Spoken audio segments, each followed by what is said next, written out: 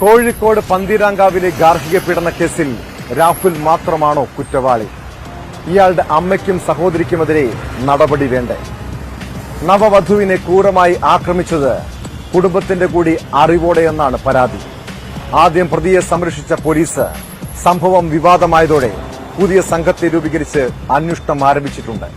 പിന്നാലെ SHO AS ഹരിനെ സസ്പെൻഡും ചെയ്തു. അതേസമയം വധശ്രമ കേസ് കൂടി ചുമത്തിയതോടെ പ്രതി രാഹുൽ ഒളിവിൽ പോയിരിക്കുകയാണ്. അതിനിടെ പെൺകുട്ടി അധിക്ഷേപിച്ചുള്ള യുവാവിന്റെ അമ്മയുടെ പ്രതികരണത്തിൽ നടപടി വേണമെന്ന ആവശ്യവും ഉയർന്നിട്ടുണ്ട്. പെൺകുട്ടിയെ മർദ്ദിച്ചെന്ന് കുറ്റസമ്മതവും അവർ നടത്തിയിരിക്കുകയാണ്.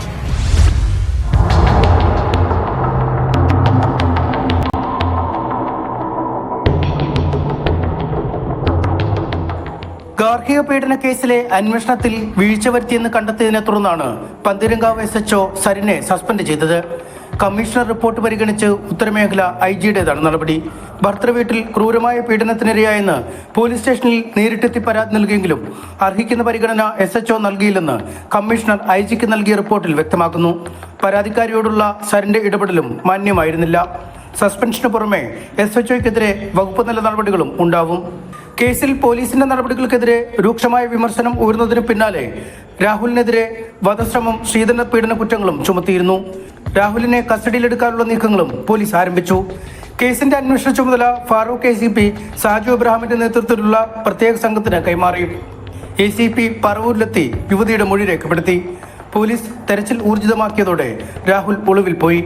മുൻകൂർ ജാമ്യത്തിനായി അഭിഭാഷകരുമായി ആലോചനകൾ നടത്തുന്നതായി രാഹുലിന്റെ അമ്മയും സ്ഥിരീകരിച്ചു.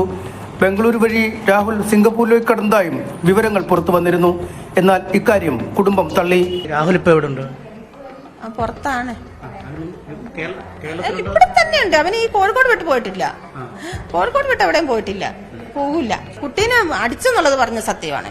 അതാണ് ഞങ്ങൾ അവിടെ രണ്ടുപേരും കൂടെ വഴക്കുണ്ടായപ്പോൾ അവിടെ സംഭവിച്ചതാണ്. ഇത് പുലർച്ചെ 3 മണിക്കോ 4 മണിക്കോ അങ്ങോട്ട് നടക്കുന്ന സംഭവം. 2 മണിക്കാണോന്ന് തോന്നുന്നു. എത്ര കൃത്യമായ ടൈമൊന്നും നമുക്കറിയില്ല. ഇവർ പറയുന്നത് നമുക്കറിയുള്ളൂ. അപ്പോൾ ആ സമയത്ത് അങ്ങോട്ട് നടക്കുന്ന സംഭവമാണിത്. അപ്പോൾ നമ്മളിത് രാവിലെ ഈ ഉച്ചയ്ക്കാണ്, പിറ്റേ ദിവസം ഉച്ചയ്ക്കാണ് നമ്മളിത് അറിയുന്നത്. അവിടെ കാണുമ്പോഴാണ്. അതിന് മുന്നേ പോലെ നമ്മളോട് വന്നിട്ട് ഈ വിവരം പറയുകയോ ഒന്നും ചെയ്തിട്ടില്ല. പന്തീരങ്കാവിലെ ഭർത്തൃവീട്ടിൽ സ്ത്രീധനത്തിന്റെ പേരിൽ ക്രൂരമായ പീഡനം നേരിട്ടെന്നായിരുന്നു പറവൂർ സ്വദേശിനിയായ നവവധുവിന്റെ വെളിപ്പെടുത്തൽ. കേബിൾ കഴുത്തിൽ മുറുക്കി കൊലപ്പെടുത്താൻ ഭർത്താവ് ശ്രമിച്ചെന്നും ലഹരിയിലായിരുന്ന രാഹുൽ ഒരു രാത്രി മുഴുവൻ അടച്ചിട്ട മുറിയിൽ മർദ്ദിച്ചെന്നും യുവതി വെളിപ്പെടുത്തിയിരുന്നു.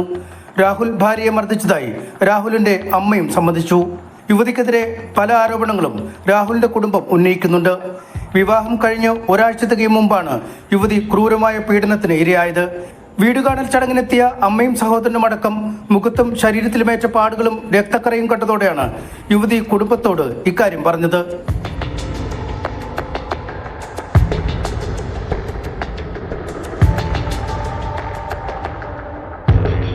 ന്യൂസ് 18 കോഴിക്കോട്.